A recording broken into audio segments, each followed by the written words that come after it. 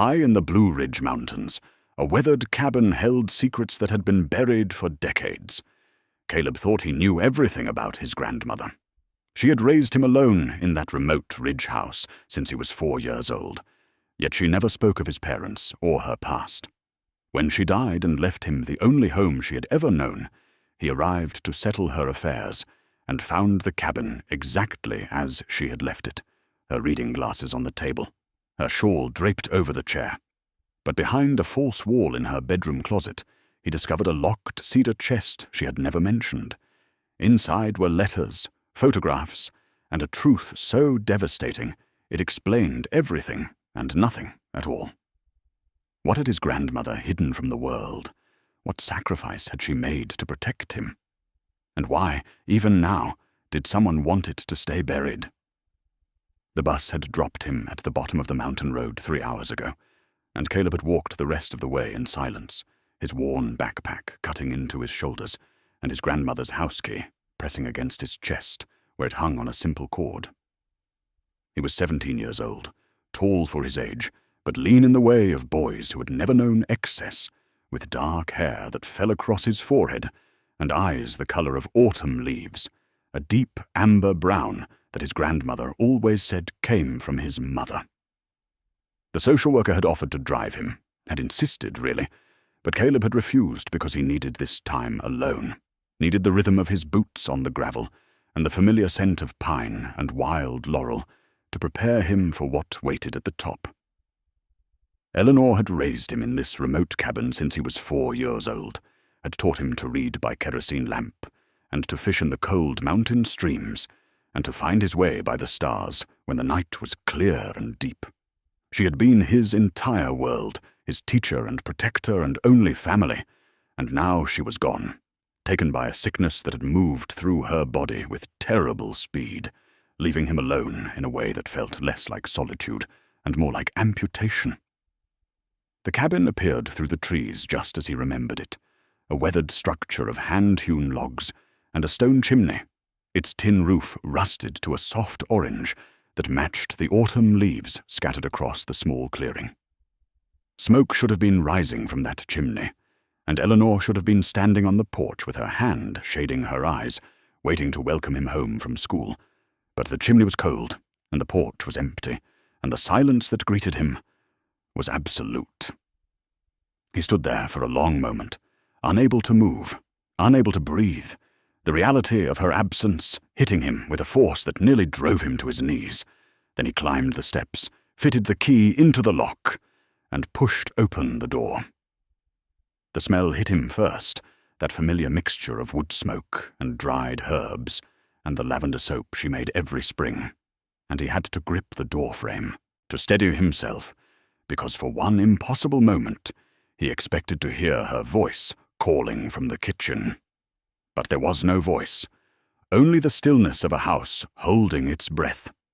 And as his eyes adjusted to the dim interior, he saw that everything was exactly as she had left it. Her reading glasses sat on the table beside her chair, their lenses catching the pale light from the window.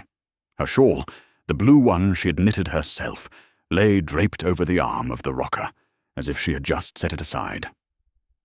A book waited on the small table beside her bed, its spine cracked, a ribbon marking her place in a story she would never finish.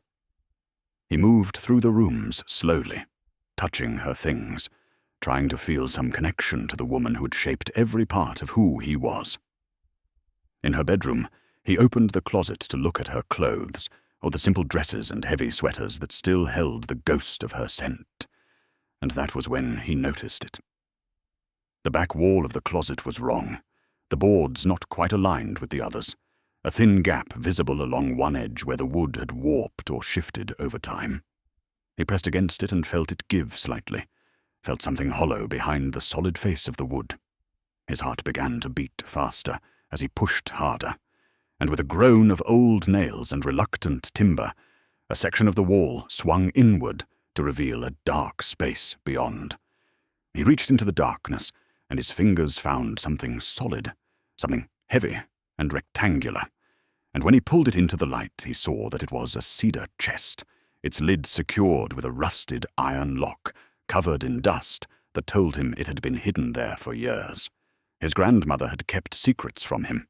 And now, standing in her empty house with her hidden chest in his hands, Caleb understood that everything he thought he knew about his life was about to change.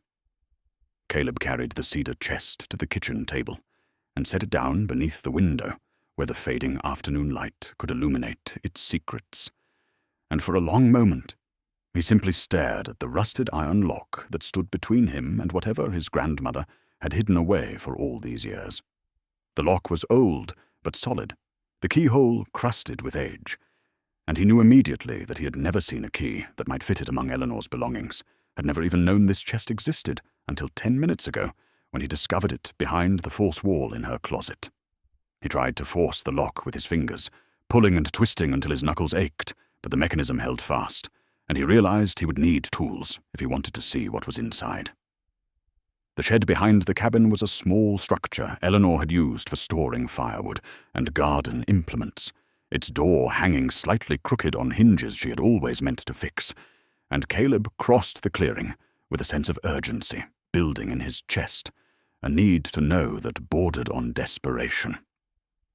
He found what he was looking for on the workbench beneath a window clouded with cobwebs and dust, a heavy pry bar with a flattened end that Eleanor had used for pulling nails and prying apart stubborn boards, and he carried it back to the cabin with his heart beating hard against his ribs. The lock resisted at first, the old iron groaning as he wedged the pry bar beneath it and pushed down with all his weight.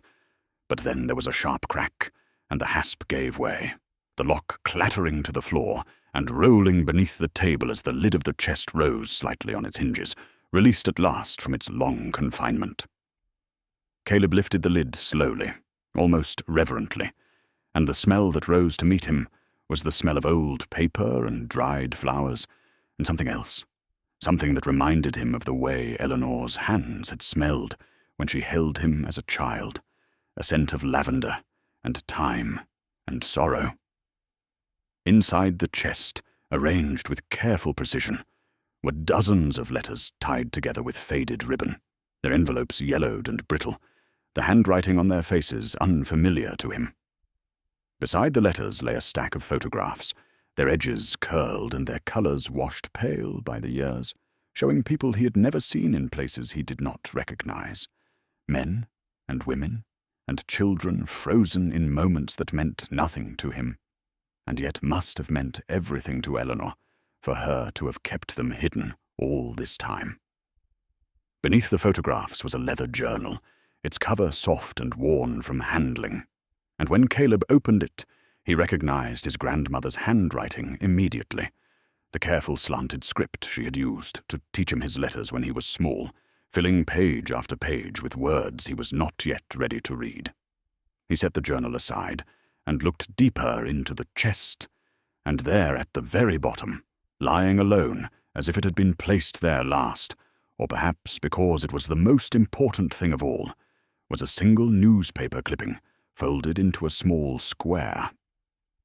He lifted it carefully, feeling the brittle paper threatening to crack along its creases, and unfolded it to reveal a partial headline in bold black type. The words fragmented where the clipping had been torn, but still legible enough to read, "Tragic accident" on one line, and "Two dead" on another, with a date printed below that made his stomach clench because it was from 1990, the year after he was born, the year his grandmother said his parents had died. A cold dread settled over him like a physical weight, pressing down on his shoulders and making it hard to breathe, and he understood with sudden, terrible clarity that Eleanor had kept an entire life hidden from him, a past filled with secrets and sorrows that she had taken to her grave rather than share with the grandson she claimed to love more than anything in the world.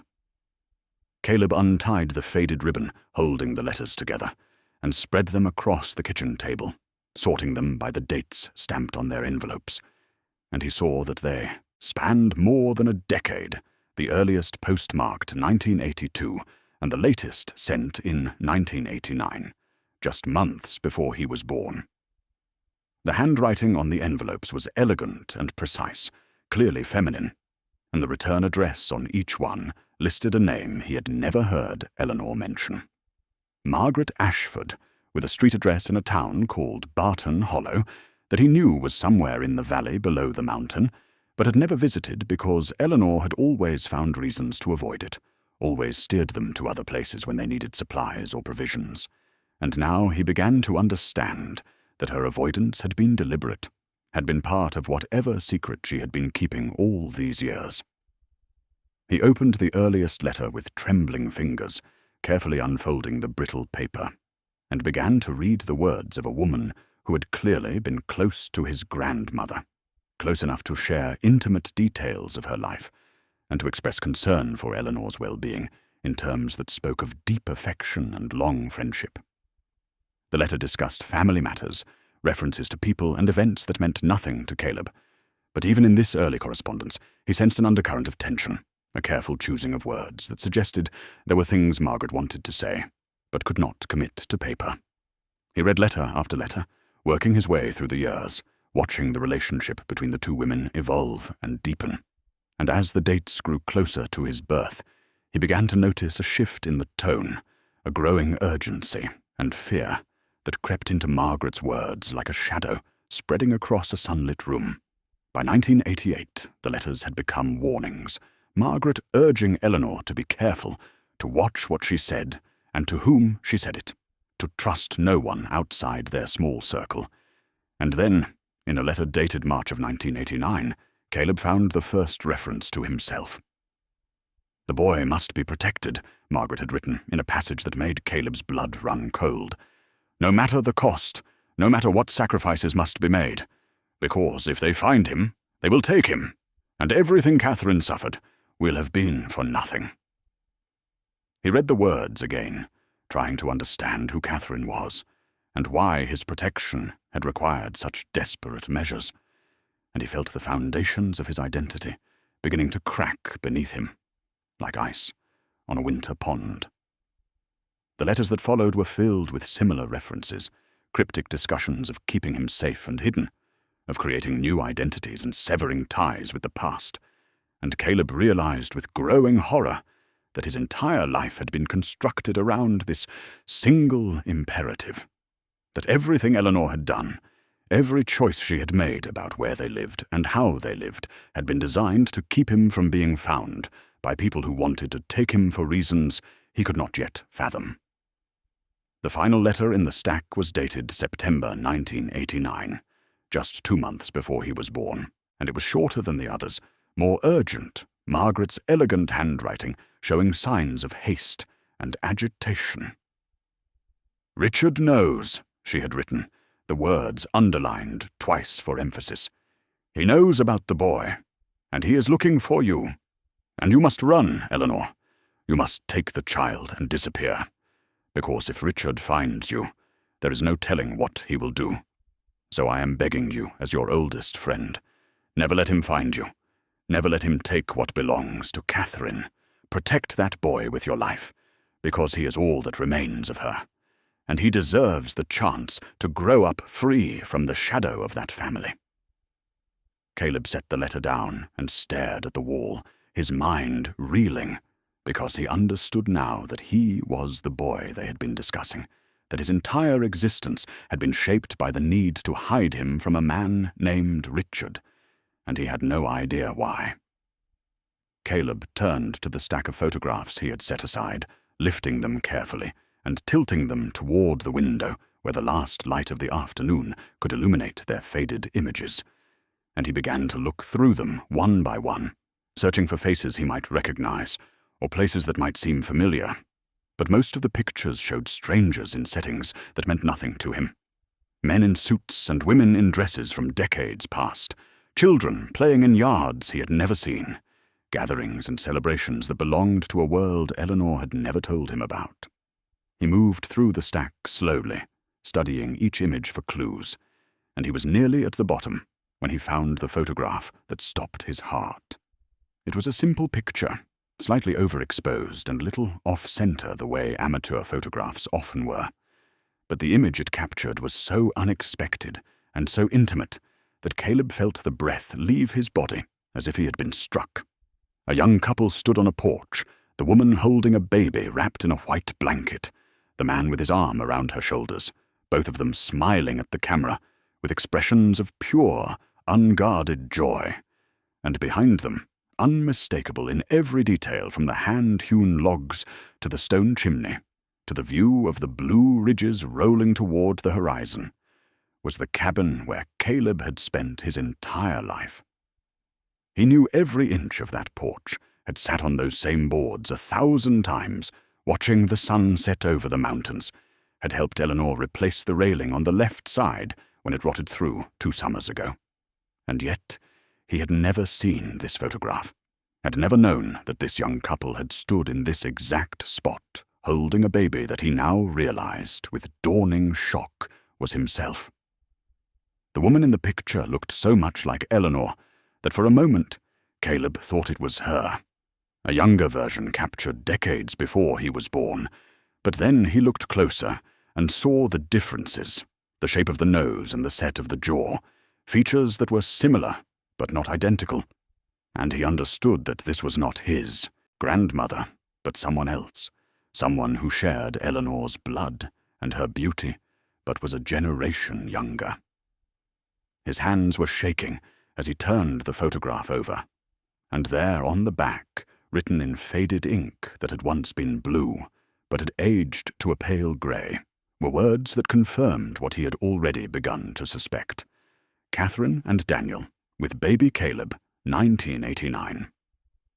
Catherine and Daniel, his parents, the people Eleanor had told him, died in a car accident when he was barely old enough to walk, the people she had described in only the vaguest terms whenever he asked about them, saying it was too painful to discuss, saying the memories were too sad, saying he should focus on the present and not dwell on a past he could not change. But here they were, alive and smiling, standing on the porch of this very cabin, holding him in their arms, and the questions that flooded his mind were so overwhelming that he had to sit down because his legs would no longer support him. Why had Eleanor told him his parents died in an accident if they had been here, in this place that was supposed to be their refuge? Why had she kept this photograph hidden away with the letters and the newspaper clipping, instead of displaying it where he could see it, where he could have grown up knowing their faces? What had happened to them? And why had she lied? The photograph trembled in his grip as he stared at the faces of his mother and father, strangers who had loved him once, and he felt the first hot tears spill down his cheeks, because he understood now that his grandmother had not simply kept secrets from him. She had stolen his past, had taken away his right to know who he was and where he came from, and he did not know if he could ever forgive her. Caleb set the photograph aside and reached for the leather journal, its cover worn smooth by years of handling, and he opened it to the first page where his grandmother's familiar handwriting greeted him like a voice from beyond the grave, the careful slanted script that had taught him to form his own letters, now revealing secrets she had never spoken aloud. The first entry was dated November 15th, 1990, and it began with words that made his throat tighten. I have taken the boy, and we are safe for now, hidden in the cabin on the ridge where no one will think to look. But I cannot stop shaking, and I cannot stop crying, because my Catherine is gone, and I could not save her. And all I have left is this child, this beautiful, innocent child, who will never know his mother's voice or his father's laugh. And I must find the strength to raise him alone, because there is no one else. There is no one in this world I can trust. Caleb read the words again, trying to absorb their meaning, trying to understand the depth of grief and fear that had driven his grandmother to write them. And he felt something shift inside him as he began to comprehend the true nature of what Eleanor had done. The entry continued with a description of the night. She had fled, a harrowing account of packing only what she could carry, of lifting him from his crib while he slept, of driving through the darkness with her heart pounding and her eyes constantly checking the rearview mirror for headlights that might be following. I took him from that house of lies, she wrote, "from those people who smile while they destroy everything they touch. And I swore on my daughter's memory that I would never let them have him, that I would raise him far from their influence, far from their money and their power and their corruption. And if I must spend the rest of my life in hiding, then so be it, because this child deserves a chance to grow up free and good and kind. And he will never have that chance if Richard gets his hands on him." The name Richard appeared again, the same name from Margaret's letters, and Caleb felt a chill run down his spine, because he understood now that this man, whoever he was, had been the reason for everything. The reason Eleanor had brought him to this remote cabin. The reason she had kept him isolated from the world. The reason she had lied to him about his parents and his past. He turned the page and found another sentry, this one written a week later, and in it Eleanor described her grief in terms that brought tears to his eyes, the way she would wake in the night reaching for Catherine, and find only empty air, the way she would start to call her daughter's name before remembering that Catherine would never answer again, the way she would look at Caleb and see Catherine's eyes staring back at her, a blessing and a curse that kept her grief forever fresh. "I have made a vow," Eleanor wrote at the end of the entry, "to protect this boy from the truth that would destroy him, to let him believe his parents died in an accident rather than tell him what really happened, because he is too young to carry that burden, and perhaps he always will be. And if keeping this secret means he will hate me someday, when he learns what I have done, then I will accept that hatred as the price of his innocence." Caleb closed the journal and pressed it against his chest, his hands trembling, his mind reeling with the weight of what he had discovered, and he understood now that his grandmother had not simply raised him. She had rescued him, had torn him from a life of danger and deception, and carried him to safety in these mountains, and the love that had driven her to do it was so fierce and so pure that it took his breath away. Caleb had spent the night in his grandmother's chair, unable to sleep in her bed, the journal and letters spread across the table before him, as he read and reread the words that had shattered everything he thought he knew about his life. And when dawn finally broke over the mountains, he was still sitting there, exhausted and hollow, his mind churning with questions that had no answers. He made coffee on the old wood stove the way Eleanor had taught him, the familiar ritual a small comfort in a world that had become suddenly strange, and he was standing on the porch watching the mist rise from the valley below, when he heard a sound that made him freeze, the distant growl of an engine struggling up the mountain trail, a sound he had rarely heard in all his years living here, because almost no one came to this remote place. Almost no one even knew it existed. He set down his coffee cup and watched the tree line, his heart beginning to beat faster. And a few minutes later a vehicle emerged from the forest, a sleek black SUV that looked absurdly out of place on the rutted dirt track, its polished chrome and tinted windows belonging to a world of paved roads and city streets rather than this wilderness of mud and stone. The SUV pulled to a stop in the clearing, and the engine died, and for a long moment nothing happened, the silence of the mountain rushing back in to fill the space left by the absent noise. Then the driver's door opened, and a man stepped out, and Caleb felt his stomach clench, because this was not the social worker, or a neighbor, or anyone else he might have expected. This was a stranger, and strangers did not come to this cabin without a reason. The man was in his 60s, tall and thin, with silver hair combed back from a high forehead, and he wore an expensive charcoal overcoat that probably cost more than everything Caleb owned combined, the kind of coat that belonged in a boardroom or a courthouse rather than on a muddy mountain clearing surrounded by pine trees and wilderness. He approached the porch with careful steps, picking his way around the puddles, and when he looked up at Caleb, his smile was pleasant, but his eyes were cold, assessing, calculating in a way that made Caleb want to step back into the cabin and bolt the door.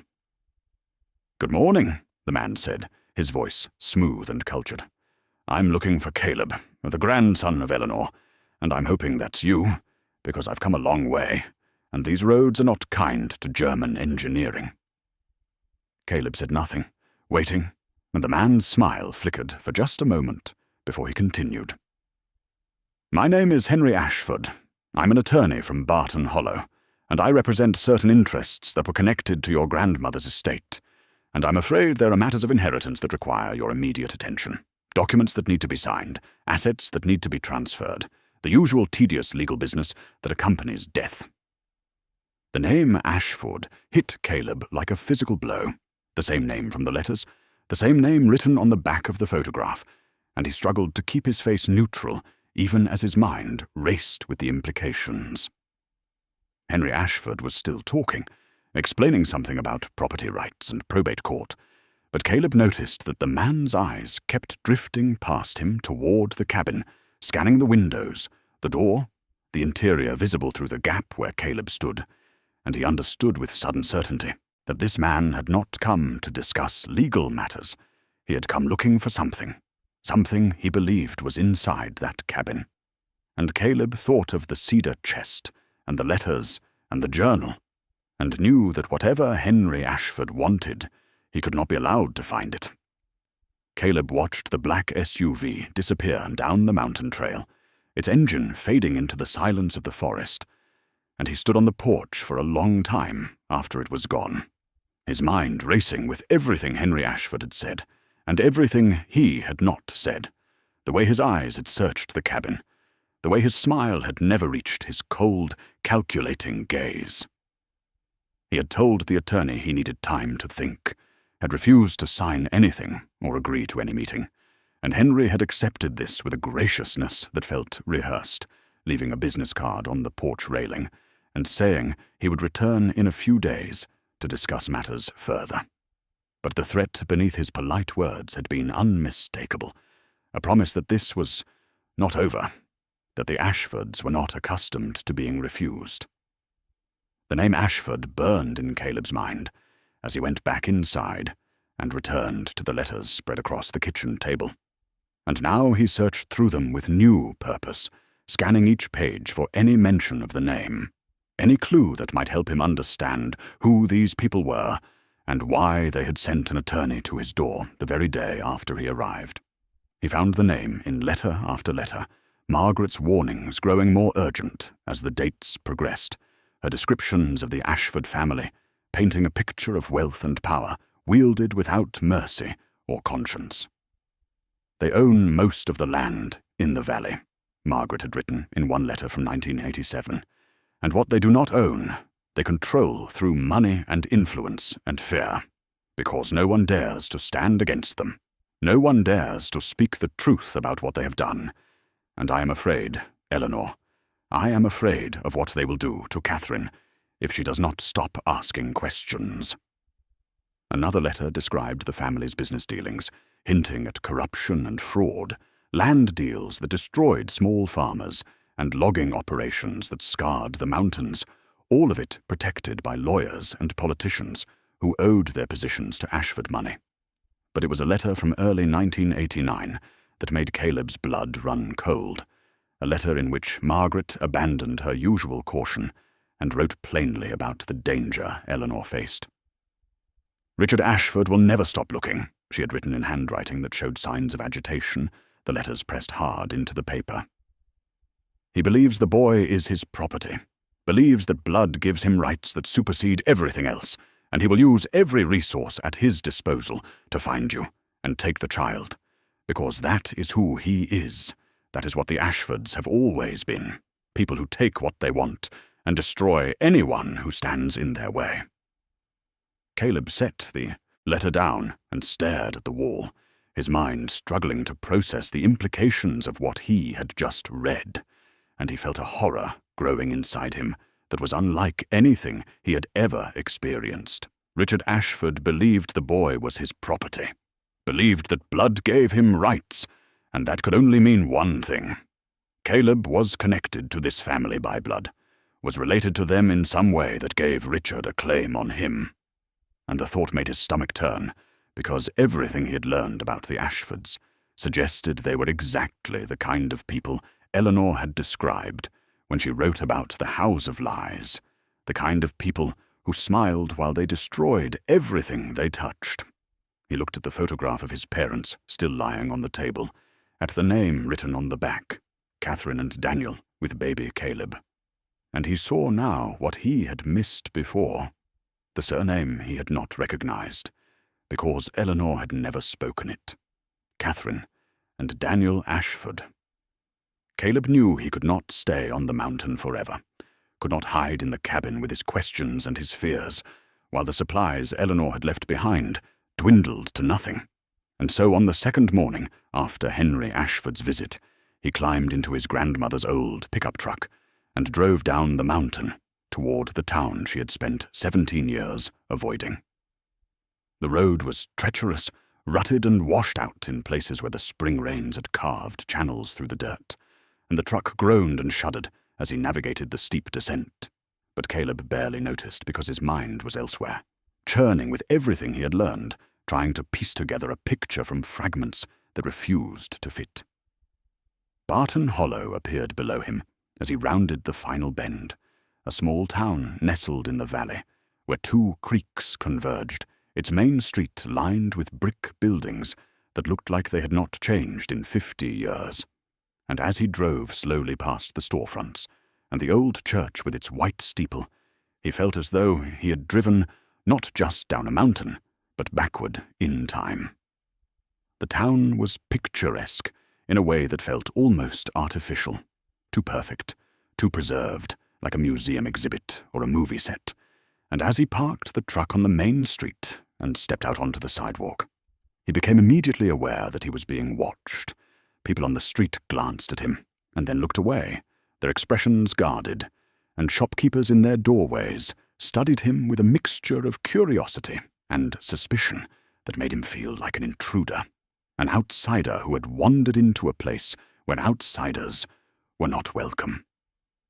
He found the general store on the corner, an old building with a faded awning and windows crowded with merchandise, and he pushed through the door into an interior that smelled of coffee and soap and the dusty sweetness of old wood. The store was cramped and cluttered, its shelves packed with everything from canned goods to hardware to clothing, and behind the counter stood an elderly woman with white hair pulled back in a bun and sharp blue eyes that tracked him the moment he entered.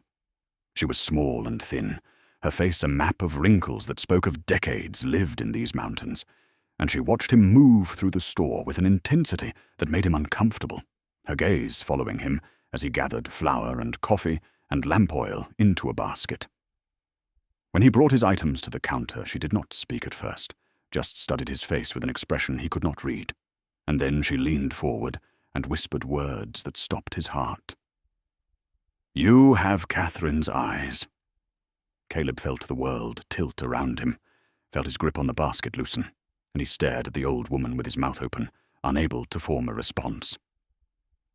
"You knew my mother," he finally managed, his voice barely above a whisper. And the woman, Ada, according to the name tag pinned to her sweater, nodded slowly, her eyes glistening with what might have been tears. "I knew her well," Ada said softly. "She was a good woman, a brave woman, and what they did to her." But she never finished the sentence, because at that moment her gaze shifted to the window and her face went pale, the color draining from her cheeks as though she had seen a ghost. Caleb turned to follow her eyes and saw a black SUV parked across the street, and the same SUV that had brought Henry Ashford to his cabin. And when he turned back to Ada, she was already stepping away from the counter, her expression closed off, her willingness to speak evaporated like morning mist. "I cannot help you," she said, her voice barely audible. "Please pay for your things and go, and do not come back here asking questions. It is not safe. Not for you, and not for me." She took his money with trembling hands and turned away, and Caleb gathered his supplies and walked out of the store, with his mind reeling, understanding now that the Ashfords did not merely live in this town. They owned it, controlled it, and everyone in Barton Hollow lived under the shadow of their power. Caleb drove back up the mountain with his hands tight on the steering wheel, and his mind churning with the image of Ada's face when she saw the black SUV, and the way her willingness to speak had vanished in an instant, replaced by a fear so profound it had silenced her mid-sentence. And he understood now that the Ashfords' power was not merely financial or political, but something deeper, something that had seeped into the very bones of Barton Hollow and made its residents afraid to even whisper the truth. He carried his supplies into the cabin and set them on the counter, but he did not put them away, did not make coffee or start a fire, because the journal was waiting for him on the table where he had left it, and he knew that the answers he needed were contained in those pages, in the words his grandmother had written over 17 years of hiding and fear and love. He sat down and opened the journal to where he had stopped reading, and he found entries that spanned years, Eleanor's careful handwriting chronicling a life he had never known about, a life lived in the shadows, always moving, always looking over her shoulder, always waiting for the knock on the door that would mean the end of everything. She wrote about the early years after she took him, the frantic months of running from place to place, never staying anywhere long enough to be found, changing their names in every new town, paying for everything in cash so there would be no trails to follow. And Caleb felt a deep ache in his chest as he read, because he had no memory of this time, had been too young to understand what his grandmother was sacrificing to keep him safe. "We lived in a motel in Tennessee for 3 weeks," she wrote in one entry, "and I watched the parking lot every night from the window, watched for headlights that might be coming for us, and I held him while he slept, and I promised him that I would never let them take him, that I would die before I let Richard Ashford turn him into the kind of man Daniel could never be." The entries that followed described more running, more hiding, a motel in Kentucky, and a rented room in Virginia, and a brief stay with a friend of Margaret's in North Carolina. Until finally, in the spring of 1991, Eleanor wrote about finding the cabin on the ridge, the place where she had brought Caleb to start a new life. "This is where we will stay," she wrote. "This is where I will raise him, far from the valley and the Ashfords and everyone who might recognize his face. And I know it will be lonely. I know I am condemning us both to a life of isolation, but it is the only way I can keep him safe, the only way I can give him a chance to grow up free from their influence." Caleb turned the pages and watched the years unfold, watched himself grow from a toddler to a boy, to a young man through his grandmother's eyes, and he saw how much she had loved him, how much joy she had found in teaching him to read and to fish and to identify the birds by their songs, how she had poured everything she had into raising him to be good and kind and strong.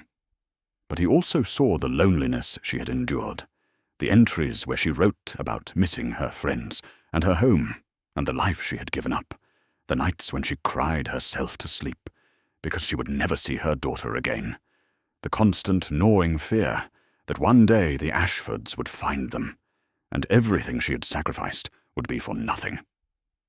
"I gave up everything," she wrote in an entry from 1995, when Caleb would have been 6 years old. "I gave up my home, and my friends, and my name, and any chance of a normal life. And there are days when the loneliness is so heavy I can barely breathe. But then I look at him. I look at this beautiful boy, with his mother's eyes and his father's smile, and I know I would do it again. I would do it 1,000 times again, because he is worth every sacrifice, every tear, every sleepless night, and I will protect him until my last breath." Caleb closed the journal and pressed his palms against his eyes, his shoulders shaking, because he understood now the true depth of what his grandmother had done for him, the magnitude of her love and her courage, and he wished more than anything that he could tell her he understood, that he could hold her one more time and thank her for saving his life. Caleb returned to the cedar chest and retrieved the torn newspaper clipping he had found at the bottom, the brittle piece of paper that had first revealed the words, tragic accident, and 2 dead, and he carried it to the table where the light from the window could illuminate its faded print.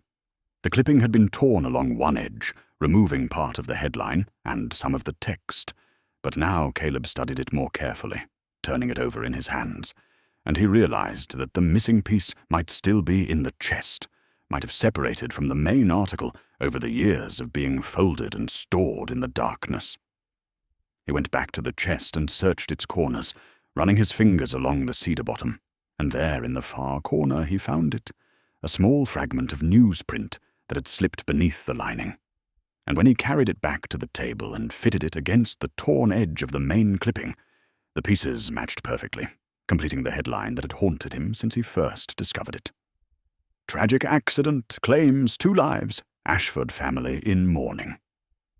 The article beneath the headline was dated November 3rd, 1990, and it described the death of Daniel and Catherine Ashford, a young couple whose car had gone off a mountain road and plunged into a ravine, killing them both instantly, and leaving behind an infant son who had been at home with his grandmother at the time of the accident. Caleb read the words slowly, carefully, trying to absorb the official account of his parents' death.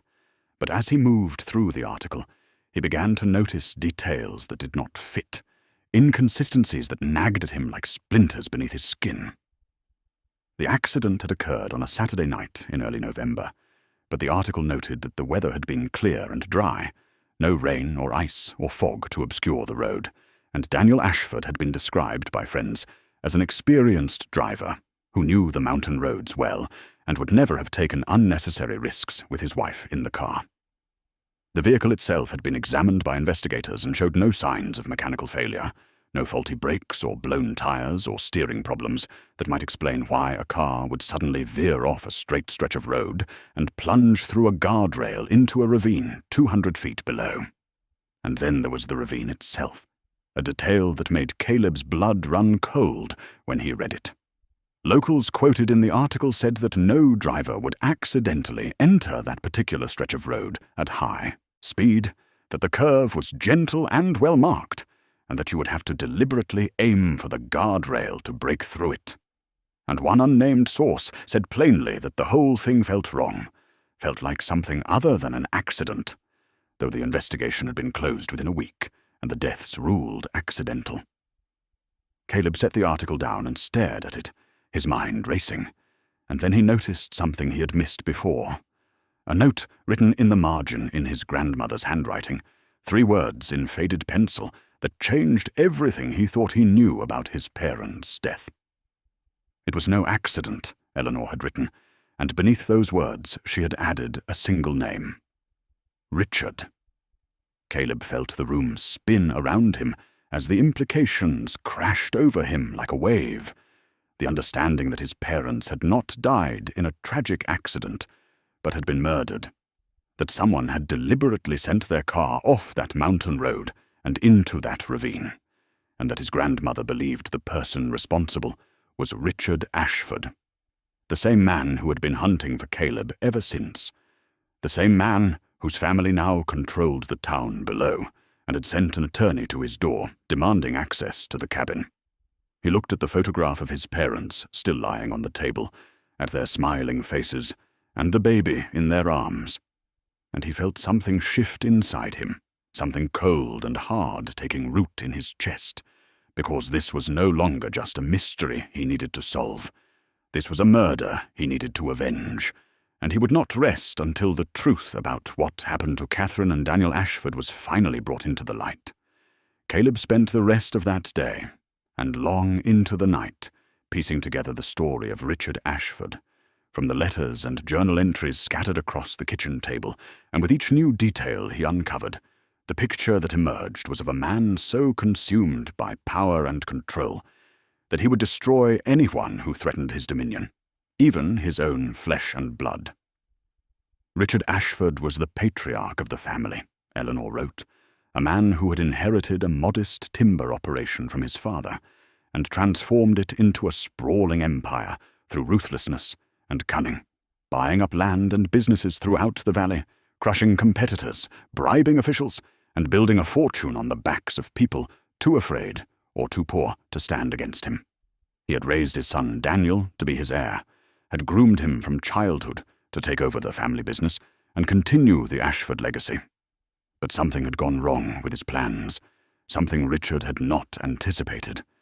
Daniel had fallen in love with Catherine, a young woman from a simple family who had no interest in wealth or power, and who saw through the Ashford name to the corruption that lay beneath it. Margaret's letters described Catherine as bright and curious and utterly fearless, a woman who asked questions that made powerful people uncomfortable, and who refused to look away from truths that others preferred to ignore. And it was this quality that had drawn Daniel to her, and that had ultimately sealed both their fates. Catherine found something, Eleanor wrote in a journal entry from 1991.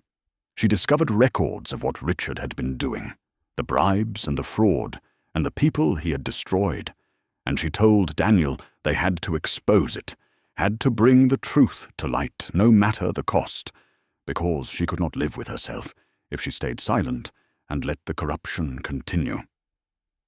Daniel had faced an impossible choice, Eleanor wrote, torn between loyalty to his father and love for his wife, between the family that had raised him and the woman who had shown him what it meant to live with integrity, and in the end he had chosen Catherine, had stood with her against his own father, and that choice had condemned them both. Richard Ashford could not allow his empire to be threatened, could not allow his own son to betray him, and Eleanor wrote with cold certainty that he had arranged the accident on the mountain road, had sent his son and daughter-in-law to their deaths, rather than let them destroy everything he had built. Richard killed them, Eleanor wrote in words that were pressed so hard into the page they had nearly torn through the paper.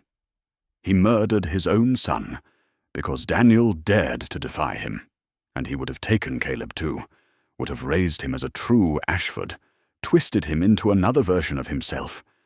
And I could not let that happen. I could not let Catherine's son become the very thing she died trying to stop. Caleb read the words and felt a rage building inside him that was unlike anything he had ever experienced, a cold fury that burned in his chest and made his hands shake, because he understood now why Eleanor had run, why she had spent 17 years hiding in these mountains, why she had lied to him about his parents and his past. She had been protecting him, not just from a powerful family, but from a murderer, a man who had killed his own son and who would not hesitate to kill again if it served his purposes. And she had given up everything, her home and her friends and her name and any chance of a normal life, to keep Caleb from falling into Richard Ashford's hands. He looked at the photograph of his parents and made a silent vow to them and to Eleanor. He would not let their sacrifices be in vain. He would not let Richard Ashford escape justice, and he would find a way to expose the truth, even if it cost him everything he had. Caleb woke in darkness to a sound he could not identify, a soft whisper of movement that did not belong to the familiar creaks of the old cabin, and he lay still in his grandmother's chair where he had fallen asleep, his heart pounding, his senses straining to locate the disturbance. The fire had died to embers, casting a faint orange glow across the room, and in that dim light he saw it, a piece of paper lying on the floor just inside the front door, a white rectangle that had not been there when he closed his eyes, and he understood with a chill that someone had crept onto his porch in darkness and slipped this message through the gap beneath the door. He rose slowly, muscles stiff and nerves humming, and crossed the room to where the paper lay, bending to pick it up with fingers that trembled despite his efforts to control them. The note was written in block letters on plain white paper, containing only 5 words that burned into his mind. "Leave now, or join them."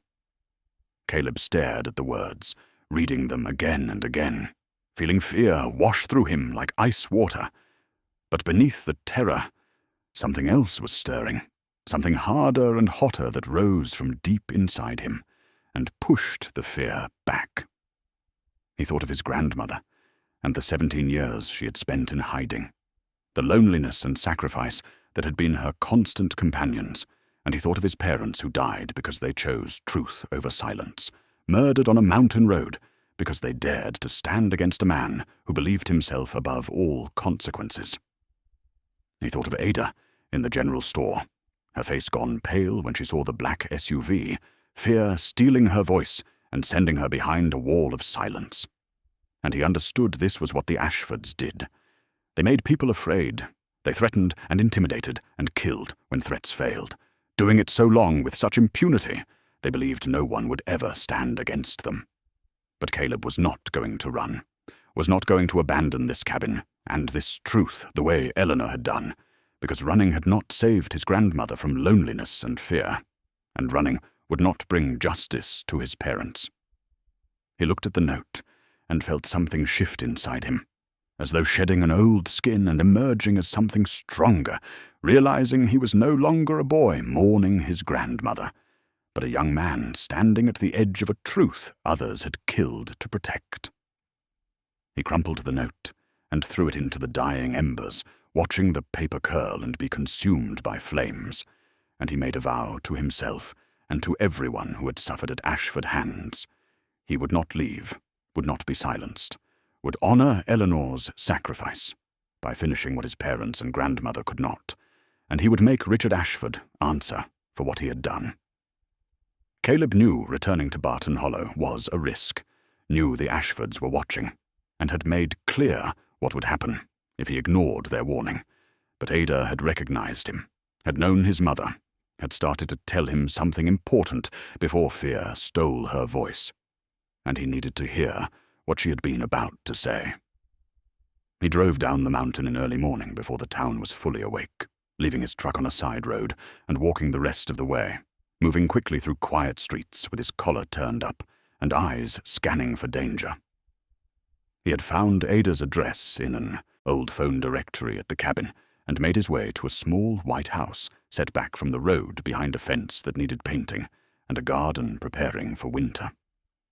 When Ada opened the door and saw him, her face went through surprise and fear, and something like hope before settling into guarded wariness that told him she had expected this visit and dreaded it equally. "You should not have come here," she whispered, eyes darting to the street. "They watch me. They watch everyone. And if they see you here, they will know I talked to you." But Caleb did not move, telling her about the note slipped under his door, the threat to leave or join his parents, and he saw something change in her expression, a hardening of resolve that pushed back against fear, and she stepped aside to let him enter. Her house was small and neat, filled with photographs and the accumulated memories of a long life, and she led him to a kitchen smelling of coffee and gestured for him to sit.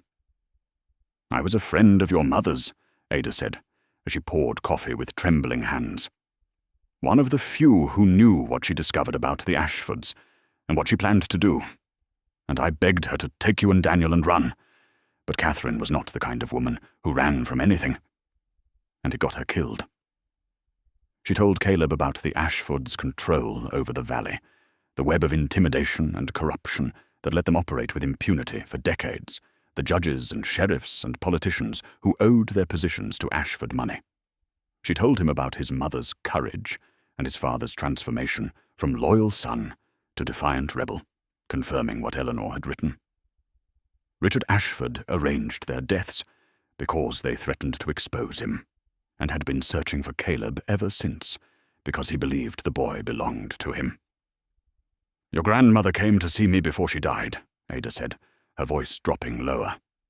"She knew her time was short and wanted someone else to know the truth, and she told me about a safe hidden in the cabin containing everything Catherine gathered, all the proof of what the Ashfords have done." She gripped Caleb's hand with surprising strength, eyes burning with intensity. "Your grandmother said the proof was there, everything you need to bring them down.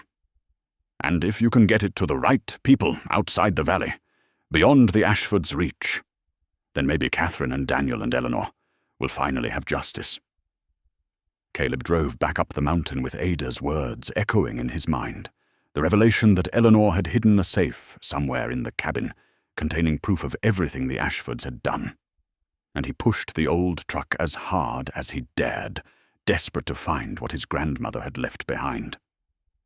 He burst through the cabin door and went straight to the fireplace, remembering what Ada had told him about a loose stone, and he began pressing and pulling at every rock in the massive structure, his fingers scraping against rough surfaces, searching for any sign of movement. He worked methodically from bottom to top, from hearth to mantel, and was beginning to think Ada had been mistaken when his hand pressed against a stone on the left side of the firebox and felt it shift, just slightly, a fraction of an inch imperceptible if he had not been searching for exactly this. He worked his fingers around the edges and pulled, and the stone came free with a grinding sound, revealing a dark cavity behind it. And there in the shadows was a small iron safe, its surface rusted with age, but its construction still solid, meant to protect its contents from fire and theft and time. Caleb carried it to the kitchen table, where light from the window could illuminate its features, seeing that the safe was secured with a combination lock, 3 small dials needing the correct numbers before the door would open. He wondered what combination his grandmother would have chosen, what numbers meaningful enough to remember, but obscure enough that no one would guess. And then he remembered something from the journal, an entry where Eleanor wrote about Catherine's birthday, the one day she allowed herself to weep openly for everything she had lost. He searched through the letters until he found it in a note from Margaret. "I will be thinking of you on March 15th, as I always do." He set the dials to 3, 1, 5, held his breath, and with a click that seemed impossibly loud, the door swung open. Inside were dozens of documents, financial records and bank statements, and contracts showing the full scope of Ashford illegal dealings, fraud cheating investors out of millions, bribery of public officials at every level, money laundering through shell companies, a criminal enterprise operating for decades under legitimate cover. But it was the document at the bottom that made Caleb's hands shake, a handwritten letter on personal stationery, signed in faded but legible ink, and as he read the words, he felt tears streaming down his face, because this was his father's voice speaking across the years. "My name is Daniel Ashford," the letter began, "and I am writing this confession because I can no longer remain silent about the crimes my family has committed, crimes I have witnessed, and, to my everlasting shame, helped to conceal." The letter described everything Richard had done, every fraud and bribe and act of intimidation, concluding with Daniel's declaration that he intended to turn these documents over to federal authorities and face whatever consequences came, because he could not live with himself if he allowed the corruption to continue. The letter was dated November 1st, 1990, 2 days before Daniel and Catherine died on that mountain road, and Caleb understood with terrible clarity that his father had signed his own death warrant when he signed this confession. Caleb had just finished hiding the documents from the safe in a waterproof bag beneath a loose floorboard when he heard engines on the mountain trail, not one vehicle but 2, and he knew before looking out the window that the Ashfords had come for him. He moved quickly, checking that the safe was back behind the stone, that the letters and journal were concealed beneath Eleanor's mattress, then stepped onto the porch to face whatever was coming, refusing to cower inside like a trapped animal. The black SUV emerged from the tree line first, followed by a large silver sedan, moving with the slow, deliberate pace of someone accustomed to the world waiting for them, and both vehicles stopped in the clearing. Henry Ashford stepped out of the SUV, but Caleb barely glanced at him, because his attention was fixed on the man emerging from the sedan's back seat, a man he had never seen but recognized immediately from Eleanor's journal. Richard Ashford was in his 80s now, his hair white and thin, his frame stooped with age, but there was nothing frail about the way he carried himself, nothing weak in the cold blue eyes that fixed on Caleb with an intensity that made the air feel thin. He was dressed immaculately in a dark suit and overcoat, shoes polished despite the mud, and he walked towards the cabin with the measured steps of a man who had never hurried for anyone. "So this is Catherine's boy," Richard said when he reached the porch steps, his voice surprisingly strong, a deep baritone carrying absolute authority. "You have her eyes, and her stubbornness, too, if reports are accurate." Caleb said nothing, just stared down at the man who had murdered his parents, hands clenching into fists, every muscle tight with the effort of controlling himself. Richard smiled, a thin, cold expression that never reached his eyes, and climbed the steps alone, stopping feet from where Caleb stood. "I'll be direct," Richard said, "because I have neither time nor inclination for games, and I suspect you are too much like your mother to be swayed by charm." He withdrew an envelope thick with the cash and held it toward Caleb. $50,000, with more available, enough to set you up anywhere in the world, and all I ask is that you give me whatever Eleanor left behind and walk away." Caleb looked at the envelope, then back at Richard's face, searching for some sign of humanity, some flicker of remorse, but saw only emptiness or the cold, calculating gaze of a man who viewed people as obstacles or assets. "And if I refuse?" Caleb asked, voice steady despite fear coiling in his stomach. Something shifted in Richard's eyes, something ancient and reptilian. "Then you will face the same fate as your parents," Richard said softly, "and I will tear this cabin apart, board by board, until I find what I'm looking for. And no one will ever know what happened to Eleanor's grandson, because no one in this valley will dare to ask." Caleb held the old man's gaze for a long moment, then spoke the word that sealed his fate. "No." Richard tucked the envelope back into his coat, movements slow and precise, his voice turning to ice. "Then you have chosen." Caleb watched Richard Ashford's sedan disappear down the trail, knowing with certainty the old man would not wait long to make good on his threat, that plans were already being set in motion to silence him the same way his parents had been silenced 30 years ago. He had only hours to prepare, and he moved through the cabin with focus and determination. The fear transformed into cold clarity that allowed him to think and act without hesitation.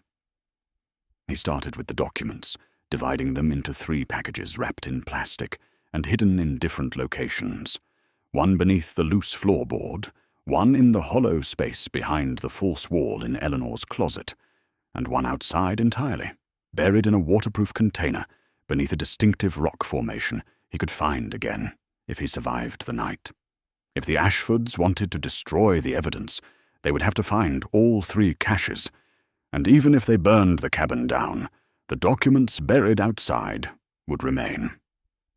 Next, he transformed the cabin into a fortress with limited resources. He barricaded the front door with the heavy kitchen table, wedging it so tightly it would take considerable force to break through, and did the same with the back door using Eleanor's dresser. The windows were harder to secure, but he found boards in the shed and nails in Eleanor's toolbox, covering the most vulnerable openings while leaving narrow gaps to see outside. For weapons he had little. No guns because Eleanor never kept firearms, but he gathered what he could: a heavy iron poker from the fireplace, a hatchet from the woodpile, a hunting knife from a drawer, tools of limited use against armed men, but better than nothing. As darkness fell, Caleb positioned himself near the window, with the best view of the trail below, watching shadows lengthen until the forest became a wall of black, broken only by starlight filtering through the canopy. He waited, body tense, ears straining for any sound that did not belong to the mountain night, and for a long time there was nothing but wind in the pines and the occasional owl. Then he saw them. Flashlights, 3 or 4, moving through the trees below, beams cutting through darkness like predators closing on prey. They were coming, making no effort to hide their approach, because they believed he was just a boy, alone and frightened, easy prey for men who had killed before. But Caleb would not cower and wait for them to break down his door, because he was Eleanor's grandson, and she had raised him to survive in these mountains, had sacrificed everything to give him a chance, and he would not dishonor her memory by giving up without a fight. He gripped the iron poker and watched the flashlights draw closer, making a silent vow. Whatever happened tonight, he would not break. The attack came just after midnight, announced by the sharp crack of wood as something heavy slammed against the back door. And Caleb sprang from his position, with heart hammering, the iron poker gripped so tightly his knuckles had gone white. He had expected them through the front, but they were smarter, splitting forces to test defenses from multiple angles, and he realized with cold shock he was dealing with men who had done this before. The back door shuddered again, the dresser scraping an inch across the floor, and at the same moment he heard breaking glass from the side window he had boarded over, understanding he could not defend both points at once, that they were trying to overwhelm him. But Caleb had grown up in this cabin, knew every inch, and he used that knowledge now, grabbing a kerosene lantern and hurling it at the back door just as it burst inward, the glass shattering and fuel igniting in a burst of flame that sent two men stumbling backward with shouts of alarm, clothes singed, faces illuminated in orange light. He did not wait to see if they recovered, spinning toward the window where a third man was forcing his way through, arm already inside, reaching for the latch, and Caleb brought the poker down on the man's wrist with all his strength, feeling the impact jar through his arms, hearing the scream as the man yanked back through broken glass, blood spattering the windowsill. The flames at the back door were spreading, and Caleb grabbed a blanket from Eleanor's bed and beat at them frantically, knowing fire would destroy everything, the cabin and evidence and himself, and he managed to smother the worst of it, leaving the doorway charred but no longer ablaze. He shoved the dresser back tighter, muscles burning, then ran to the window and drove another board across the opening, sealing it with nails he had left scattered for this purpose. Silence fell, broken only by his ragged breathing, and for a moment he thought he had driven them off, that maybe they had not expected such resistance from a 17-year-old. But then he heard a voice outside, muffled, but audible. "Fall back to the trail. Reinforcements coming. We hit him again before dawn." Caleb sank to the floor with his back against the wall, poker still clutched in trembling hands, realizing this had been only the first wave, a test of defenses, and the real assault was still to come. He was exhausted, arms aching, lungs burning from smoke, knowing he could not hold them off forever, that eventually they would break through or burn him out or wait until he was too tired to resist. But he was not giving up, not surrendering the evidence that could bring the Ashfords to justice, and as he sat in darkness with smoke and blood in the air, he began to plan his next move.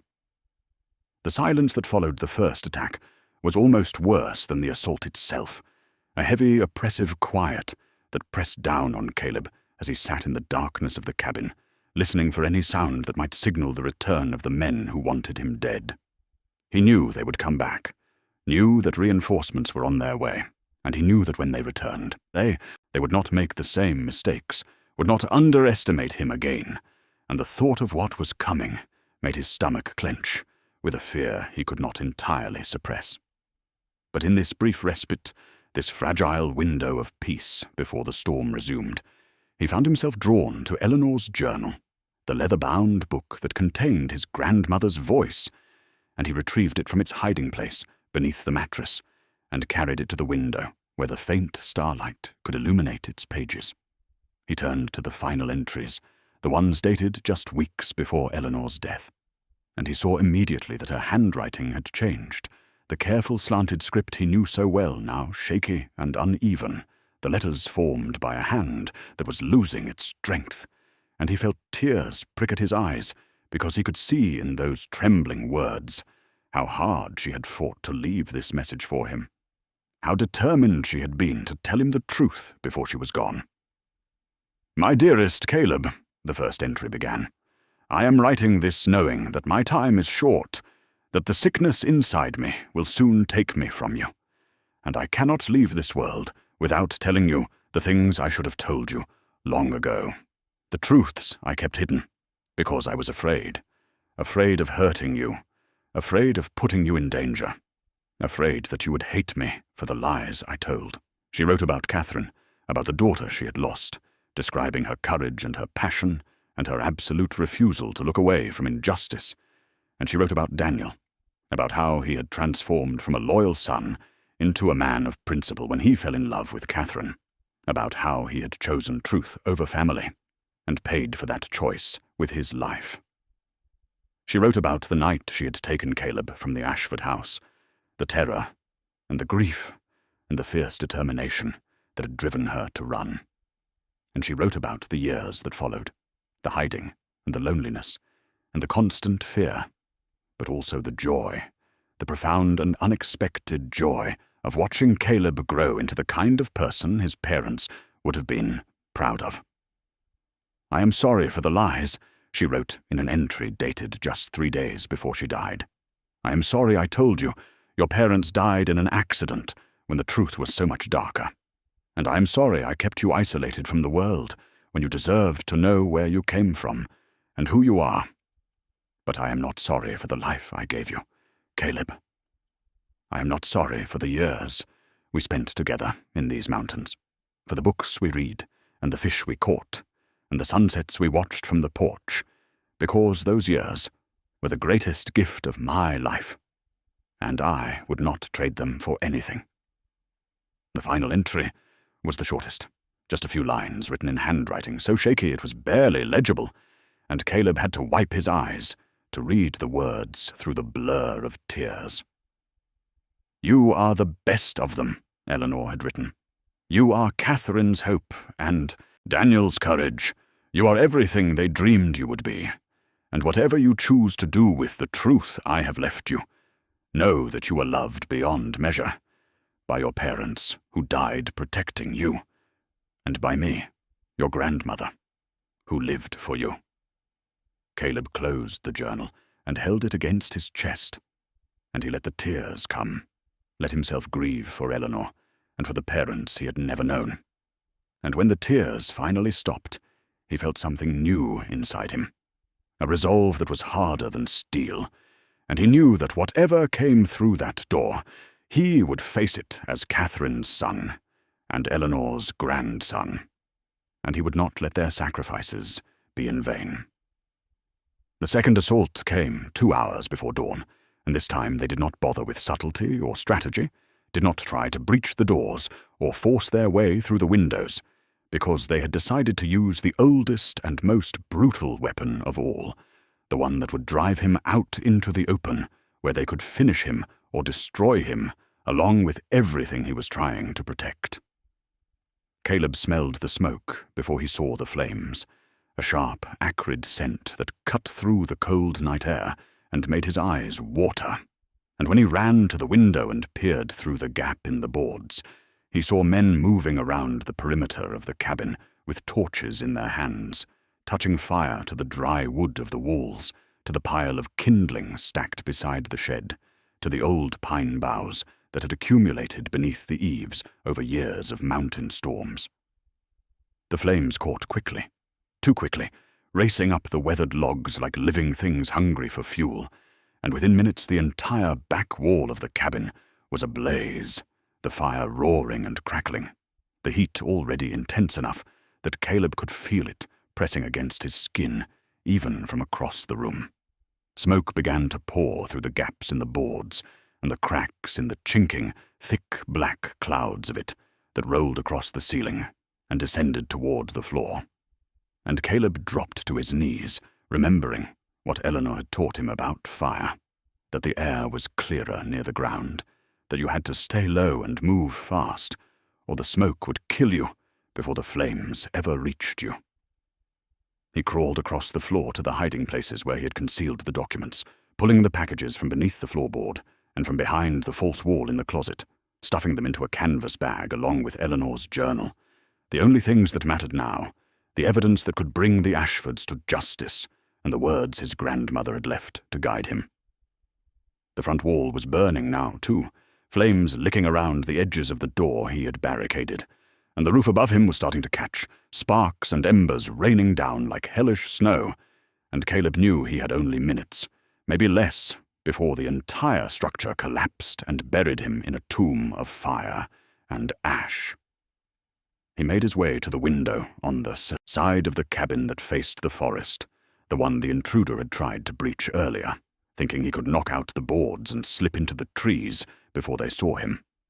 But when he reached the window and looked out, he saw a man standing there in the flickering orange light, a rifle in his hands, his eyes scanning the cabin for any sign of movement. And Caleb understood that they had anticipated this, had positioned themselves to cover every possible exit, and that the moment he showed himself, he would be cut down. The smoke was thicker now, so thick he could barely see, and each breath he took seared his lungs and made him cough violently, his body convulsing as it tried to expel the poison he was inhaling. He was trapped, caught between the fire that was consuming his grandmother's home and the guns that waited outside to finish him. And for the first time since this nightmare began, he felt despair washing over him, the crushing certainty that he had failed, that he would die here in the ashes of everything Eleanor had built, and the truth would die with him. The ceiling above him groaned, a beam cracking somewhere in the inferno, and Caleb knew he had seconds to make a choice, to find a way out, or to accept that this burning cabin would be his grave. And as the flames closed in around him, he thought of his parents and his grandmother, and the sacrifices they had made, and he refused to let it end like this, refused to let the Ashfords win, and he searched desperately for any escape he might have missed, any chance to survive and carry the truth out of this hellfire. The flames were closing in around him, the heat so intense it felt like his skin was blistering, and the smoke had become so thick that Caleb could no longer see the walls of the cabin, could no longer tell which direction was which, and he knew with terrible certainty that he had only seconds before the roof collapsed and buried him in an inferno of burning timber. He pressed his face against the floor, gasping for the thin layer of breathable air that remained, his mind racing through every possible escape, every window and door, but they were all blocked, all covered by men with guns who were waiting for him to emerge so they could finish what the fire had started.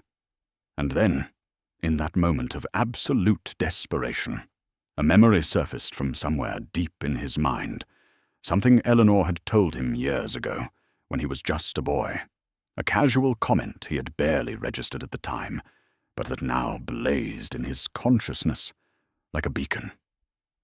The cabin had been built over an old root cellar, she had said, a place carved into the mountain by the original owners, long before Eleanor ever came here, and she had used it for cold storage, for keeping vegetables and preserves cool during the hot summer months. Caleb had never been down there, had never even seen the entrance, because Eleanor had always covered it with a heavy rug to keep the cold air from seeping into the cabin.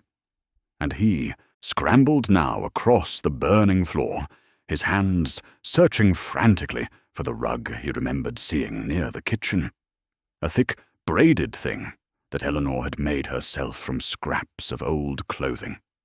His fingers found the edge of it, and he pulled, dragging the heavy rug aside, and there beneath it was a trapdoor, its iron ring handle nearly invisible against the darkened wood, and he yanked it open with strength born of pure terror, revealing a square of darkness that promised escape from the hell that was consuming everything around him. He did not hesitate, did not think about what might be waiting in that darkness, just grabbed the canvas bag containing the documents and the journal, and dropped through the opening, falling 6 feet into cold, damp air that filled his scorched lungs like a blessing.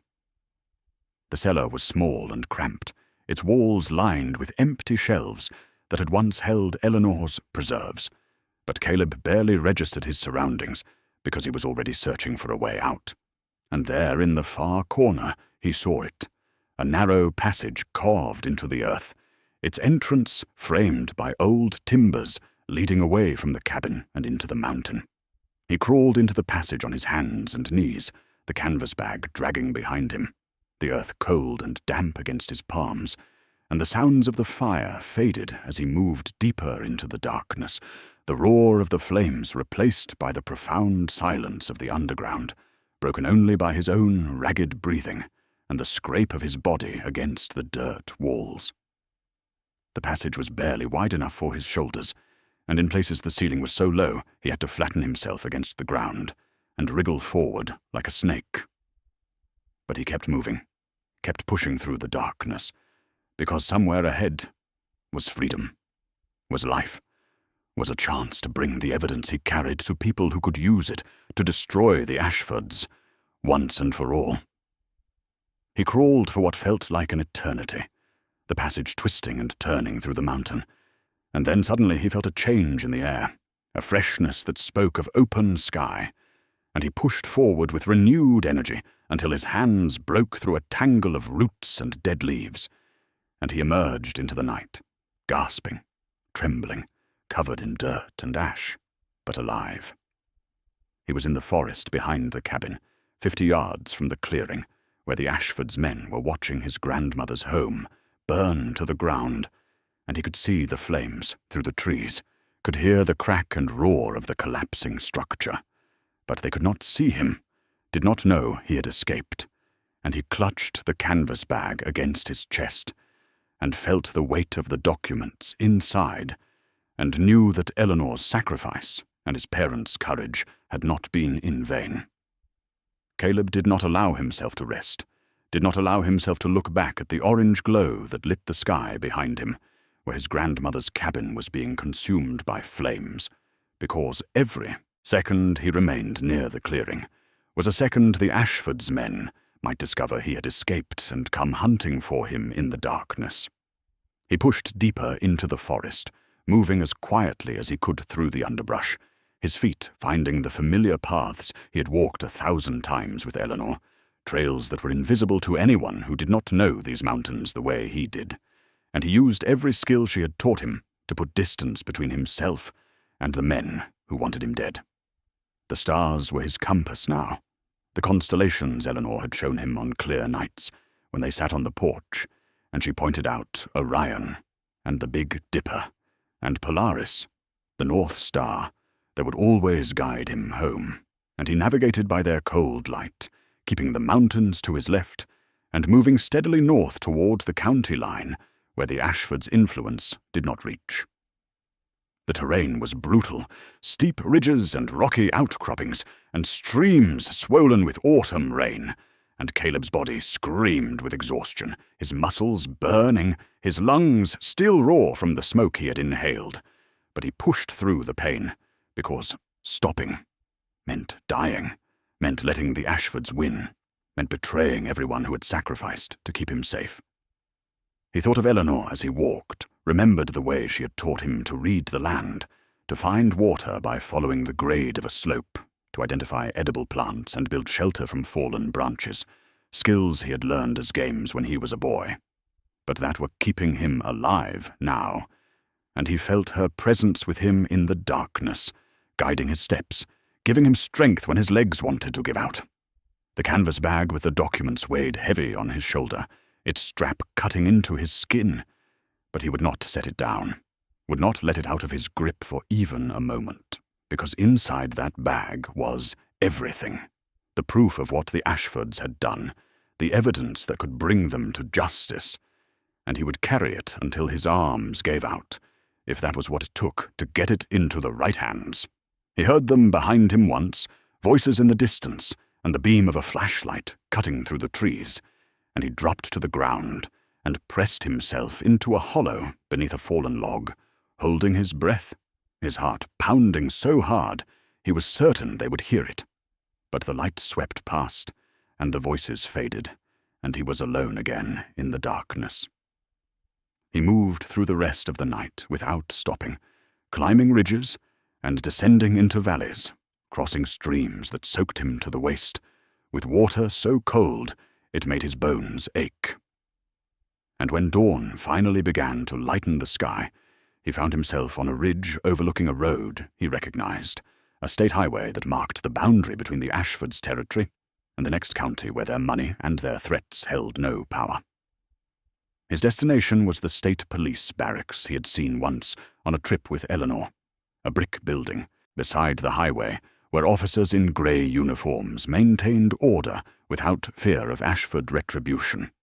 And he knew that if he could reach it, if he could put the documents into the hands of someone who could not be bought or intimidated, then everything he had endured would mean something. He descended the ridge on legs that trembled with fatigue, the morning light growing stronger around him, and he kept his eyes fixed on the road below, on the promise of safety and justice that waited on the other side, and he did not let himself think about how tired he was or how much his body hurt, because the weight of the documents in his bag was a constant reminder that he carried the hopes of his parents and his grandmother, and he would not fail them now. Caleb emerged from the forest as the sun broke over the eastern ridge, its pale light illuminating a stretch of empty highway that cut through the valley like a river of grey asphalt, and he stood at the edge of the road swaying on his feet, his body so exhausted it felt like it might collapse at any moment, his clothes torn and filthy, his face streaked with soot and dirt, looking like a ghost that had clawed its way up from the grave. He did not know how long he stood there, minutes or hours. Time had lost all meaning during the endless night of running and hiding, but eventually he heard the rumble of an engine and saw a truck appear around the bend, an 18-wheeler hauling timber down from the mountains, and he stepped into the road and raised his arms, waving frantically, praying the driver would stop and not simply swerve around him and continue on. The truck's air brakes hissed as it slowed, the massive vehicle coming to a stop just a few yards from where Caleb stood, and the driver's door opened to reveal a man in his 50s, with a weathered face and kind eyes that widened with concern when he saw the state Caleb was in, the torn clothes, and the wild eyes, and the canvas bag clutched against his chest, like it contained everything precious in the world. "Son, what happened to you?" the trucker asked, climbing down from the cab and approaching Caleb with careful steps, the way you might approach a wounded animal that could bolt at any moment. "Are you hurt? Do you need an ambulance?" Caleb shook his head, struggling to form words through the fog of exhaustion that clouded his mind, and when he spoke, his voice was a ragged croak that barely sounded human. "State police," he managed to say. "I need to get to the state police barracks. The one in Monroe County, please. I need to get there now." The trucker studied him for a long moment, his eyes taking in the desperation and the fear, and something else, something that looked like determination, and whatever he saw there must have convinced him, because he nodded once and gestured toward the passenger side of the truck. "Get in," he said simply. "I'll take you there." The drive took less than an hour, but to Caleb, it felt like a lifetime. His body sinking into the worn seat of the cab, his eyes struggling to stay open, his mind drifting in and out of consciousness, while the trucker drove in silence, respecting whatever nightmare his young passenger had escaped from, and asking no questions. When the brick building of the state police barracks appeared ahead of them, Caleb felt something loosen in his chest, a tension he had been carrying for so long he had forgotten it was there. And when the truck rolled to a stop in the parking lot, he thanked the driver with words that felt completely inadequate, and climbed down from the cab on legs that shook with every step. He walked through the front door of the barracks and found himself in a small waiting area with plastic chairs and fluorescent lights, and a desk sergeant who looked up from his paperwork with an expression of bored routine that quickly transformed into alarm when he saw the state Caleb was in. "I need to speak to someone in charge," Caleb said, his voice stronger now, steadier, because he had made it. He had survived, and the evidence was still in his hands. "I have documents that prove crimes committed by the Ashford family in Barton Hollow, fraud and bribery and murder, and I need to give them to someone who can do something about it." The sergeant stared at him for a moment, then picked up his phone and made a call, and within minutes Caleb was sitting in an office with a lieutenant who listened to his story with an expression that shifted from skepticism to shock to grim determination as the full scope of what he was hearing became clear.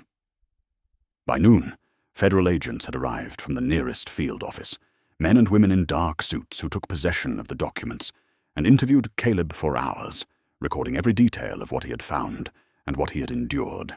And by evening, the first arrests were being made in Barton Hollow. Deputies and officials who had served the Ashfords for years being led away in handcuffs, while the citizens of the town watched in stunned silence. The empire Richard Ashford had built over decades of crime and intimidation, the fortress of money and fear that had seemed so impenetrable, was finally beginning to crumble. The investigation moved with a speed that surprised everyone who had lived under the Ashfords' shadow for so long, who had come to believe that the family was untouchable, protected by walls of money and influence that no authority could penetrate. But the evidence Caleb had delivered was so comprehensive and so damning that even the most cautious prosecutors could not ignore it. Daniel Ashford's handwritten confession, signed just 2 days before his death, provided the backbone of the case, a detailed account of his family's crimes, written by someone who had witnessed them firsthand and who had been willing to sacrifice everything to bring them to light. And when federal investigators compared his account to the financial records Catherine had gathered, they found that every claim was supported by documentation, every accusation backed by proof that could not be disputed or explained away. Eleanor's journal added another layer to the case, her meticulous entries providing a timeline of the conspiracy and identifying the key players who had helped the Ashfords maintain their grip on power, the judges who had ruled in their favor, the sheriffs who had looked the other way, the politicians who had taken their money and done their bidding. And one by one these people were brought in for questioning, their confidence crumbling as they realized that the protection they had counted on for so long had vanished. Richard Ashford was arrested at his estate on a Tuesday morning, led out in handcuffs past the manicured gardens and the marble fountains, his face a mask of cold fury, as federal agents escorted him to a waiting vehicle, while news cameras captured every moment, and the charges filed against him were staggering in their scope: fraud, racketeering, tax evasion, bribery of public officials, and conspiracy to commit murder in the deaths of Daniel and Catherine Ashford, his own son and daughter-in-law, killed because they had dared to stand against him. Henry Ashford was arrested the same day, along with a dozen others who had served as the family's enforcers and enablers, lawyers and accountants, and hired men who had carried out Richard's orders without question. And as the scope of the conspiracy became clear, more names emerged, more arrests were made, until it seemed like half the power structure of the valley was being dismantled piece by piece. The town of Barton Hollow, which had lived under the Ashfords' shadow for so long that most residents could not remember a time before it, began to change in ways both subtle and profound, people speaking more freely on the streets, businesses opening without fear of Ashford retribution, a sense of possibility returning to a place that had forgotten what hope felt like. Caleb heard about Ada from one of the federal agents who had taken his statement, heard that she had wept when she learned of Richard's arrest, had stood in her small kitchen with tears streaming down her face because she had known Catherine, had loved her like a daughter, and had carried the weight of her murder for 30 years without being able to speak of it. And now, finally, justice was being done. The agent told Caleb that Ada wanted to see him, wanted to thank him for what he had done. And when he drove to her house on the edge of town, she met him at the door and pulled him into an embrace that said everything. Words could not, the gratitude and the grief and the relief all flowing together. And she told him that Catherine would be proud of him, that Eleanor would be proud of him, that he had fulfilled the hope his mother had carried to her grave. The trials would take months, perhaps years, the lawyers and the courts moving at their own deliberate pace. But the outcome was no longer in doubt, the evidence too overwhelming, the witnesses too numerous, and Richard Ashford, the patriarch who had believed himself above all consequences, would spend the rest of his days in a cell, stripped of his power and his wealth and his name, paying at last for the lives he had destroyed. Caleb returned to the mountain 6 weeks after the night he had fled through the root cellar, with the flames consuming everything above him, and he made the drive up the rutted trail in a truck borrowed from Ada, who had insisted he stay with her while the investigation unfolded and the trials began, treating him like the grandson she had never had, and feeding him meals that reminded him of Eleanor's cooking, simple and warm and made with love. The trail seemed different now, less forbidding, the obstacles that had once been placed to discourage visitors already beginning to fade back into the natural disorder of the forest. And when he reached the clearing where the cabin had stood, he pulled the truck to a stop and sat for a long moment with his hands on the wheel, preparing himself for what he was about to see. He stepped out into the crisp mountain air, the smell of pine and earth, and the faint, lingering scent of char. And he walked slowly toward the place where his grandmother's home had stood for decades, the sanctuary she had built for them, the fortress where she had raised him and protected him and loved him with a fierceness that had shaped every part of who he was. The cabin was gone, nothing remaining but a rectangle of ash and charred stone, the massive fireplace chimney standing alone like a monument to what had been lost, its stones blackened by smoke, but still solid, still holding together the way Eleanor had held their life together through all the years of hiding and fear. He walked through the ruins, his boots crunching on the debris, and he found fragments of the life they'd shared scattered in the ashes.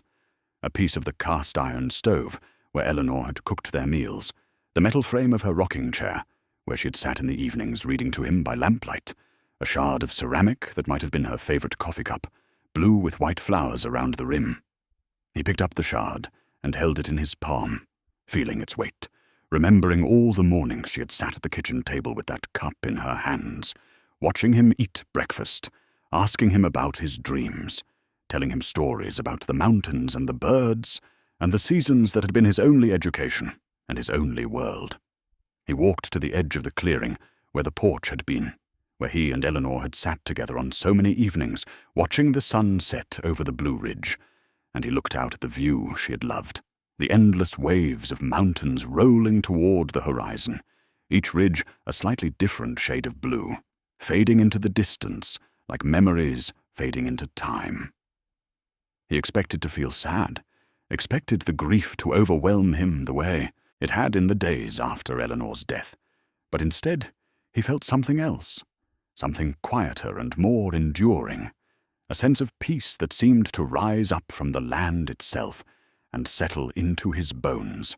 The cabin was gone, but the cabin had never been the home.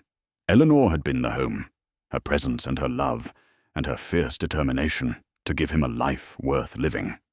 And she was still with him, would always be with him.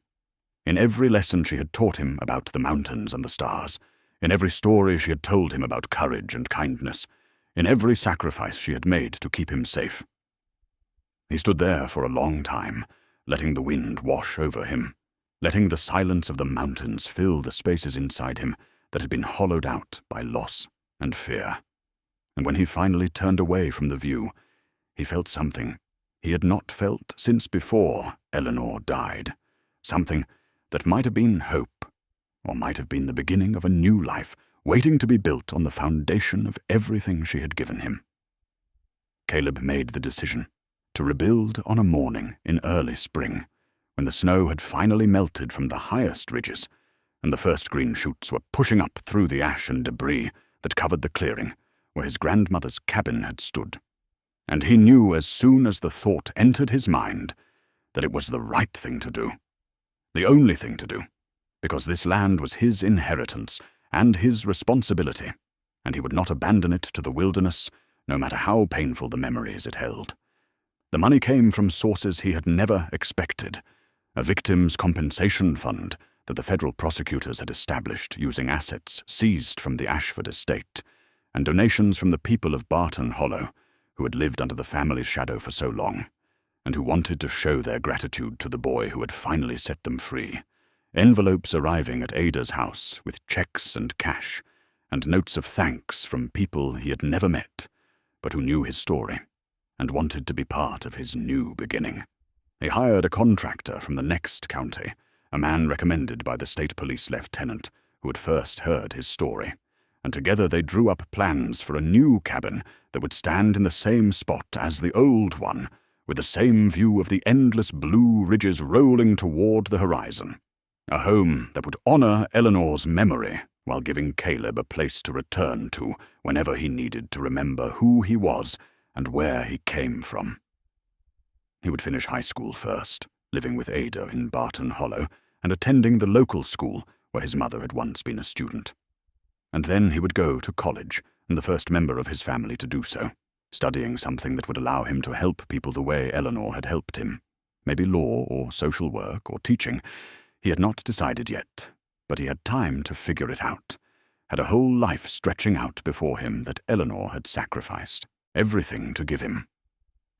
The construction began in late April, workers arriving with trucks full of lumber and stone, and Caleb was there every day, working alongside them, learning how to frame a wall and lay a foundation and fit stones together, the way the original builders had done generations ago. And the physical labor felt good, felt right, a way of honoring his grandmother's memory, with his hands and his sweat and his determination to build something that would last. It was on an afternoon in early May, while he was clearing rubble from the spot where the fireplace would be rebuilt, that his shovel struck something solid, something that was not stone or charred wood, and he knelt down and brushed away the ash and debris to reveal a small wooden box, its surface blackened by fire, but its structure still intact, a container that had somehow survived the inferno that had destroyed everything else. He lifted it carefully and pried open the lid, and inside, protected by the wooden walls that had sheltered it from the flames, was a photograph, a single image that took his breath away when he saw it. Eleanor as a young woman, perhaps 19 or 20, standing in a field of wildflowers with the mountains rising behind her, her face turned toward the camera, smiling, her eyes bright with hope and joy, and all the promise of a life not yet lived, a life that would be filled with love and loss and sacrifice and courage, a life that would end in a remote cabin on a mountain ridge, but that would live on in the grandson she had raised and protected and loved beyond measure. Caleb held the photograph in his hands and felt tears streaming down his face. But they were not tears of grief. They were tears of gratitude, of love, of connection to a woman who had given him everything and asked for nothing in return. And he wiped his eyes and propped the photograph against a stone where he could see it while he worked, Eleanor's young face watching over him as he built the foundation of his new home, the past honored at last, and the future stretching out before him, bright with possibility, ready to begin.